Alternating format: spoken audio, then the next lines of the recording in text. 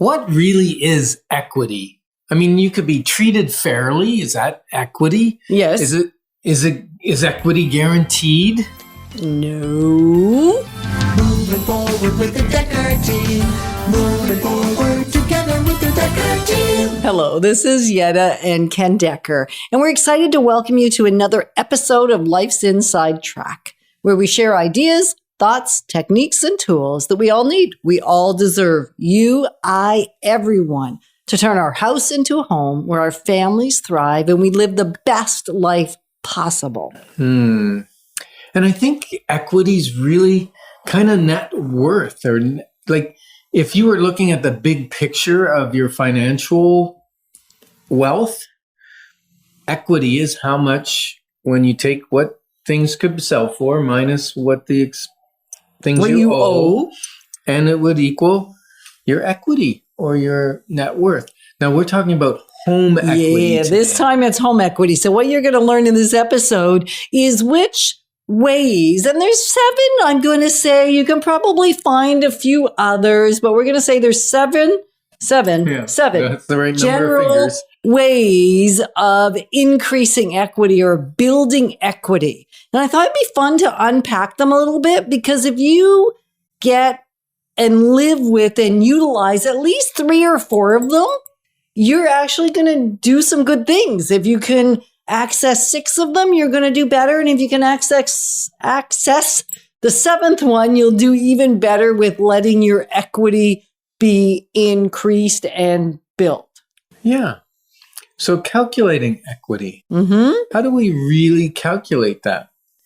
It's simple and not always easy, because really there's only 2 numbers, maybe 3 if you have more than one mortgage on your property or line of credit or something attached to it. So if we're talking house equity, property equity. Yeah. So basically it's the value of the house, and that may not be what you paid for it. Because when I look at value as what's the market value today if I was to liquidate it in a normal amount, not like a fire sale. I got to get rid of it. I got to have it gone in 5 days. And not that it's got to sell for extraordinary amounts of money over market value. What's the true market value of it today? And do worst case scenario.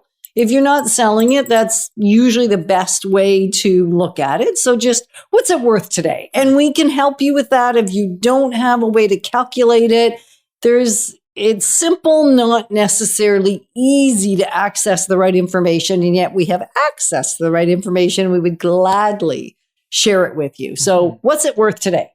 Yeah. And then you just subtract what you owe. And you may not have that readily at hand. You may get a statement monthly from your lender that says, hey, you paid down this amount and this is what you owe. So you may have that readily available. And if you have a line of credit that's attached to your house, then you've got to add that to your mortgage. Or if you don't owe anything, then the math is really easy. It's just what's the house worth? Right. What's the house worth? So the first way that you gain equity is through your down payment. That initial deposit starts to build. Deposit, down payment, could be a combination of the two, starts to build your equity. So even if you put 5% down, you will still have a little teeny bit of equity in the house, because there are some fees that then have to be subtracted because it would have been high ratio of financing. So you may only have 1% equity at that point when you start. And so you start with the equity based on your down payment, because we're going to assume that market value is what you've paid for the property, unless right away you've done something called number 2. Buy it right. Buy it right. So maybe you bought it a little bit under market and you've actually increased your equity just by having purchased the property. Mm-hmm.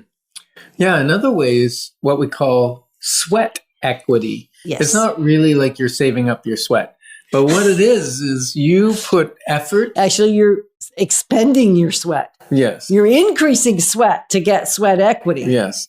And you might also spend some extra money for supplies, whether it be paint or trim or flooring or whatever, but you're doing the work. Right. So your equity is increasing because of the work you've done. Now, the other way is you could pay somebody. Yes.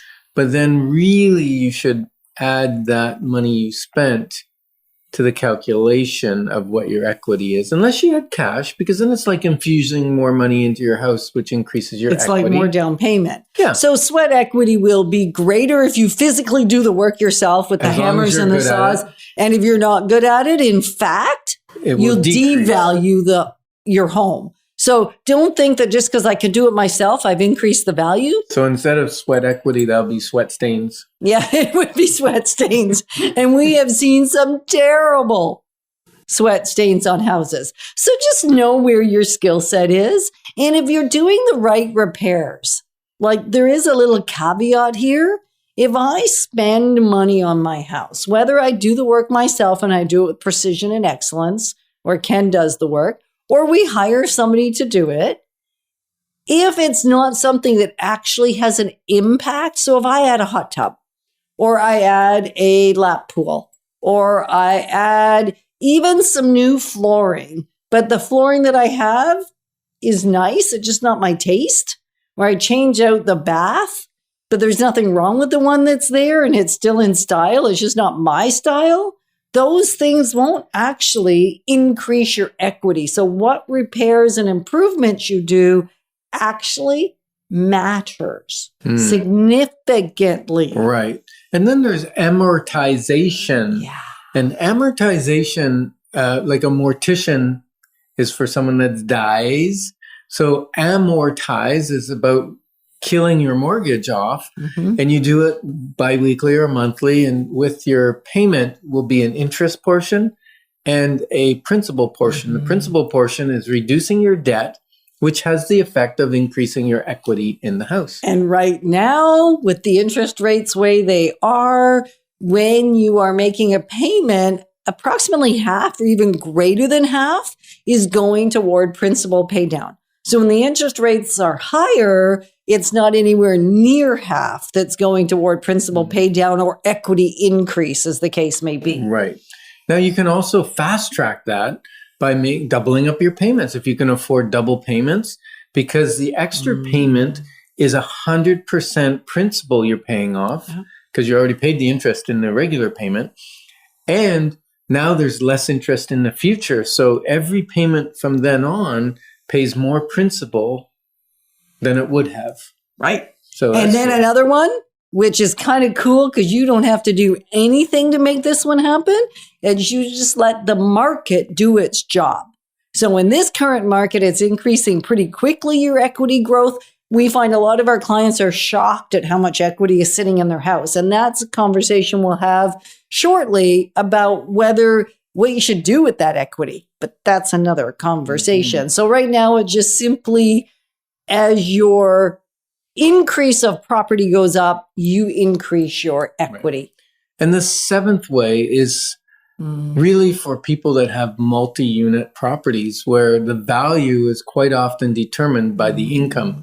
So by increasing rents, then you're actually increasing the value of the property, which is increasing your equity. Right. The incredible thing about equity is most of it, maybe not so much the sweat equity kind, but pretty much all the others, it grows while you're sleeping in your bed. You don't got to be doing nothing except sleep and let the equity take care of itself. Tip, don't take it out except for good purposes. Anyway, so we are grateful to be able to move forward together with you in life and business. Moving forward with the Decker team. Moving forward together with the Decker team.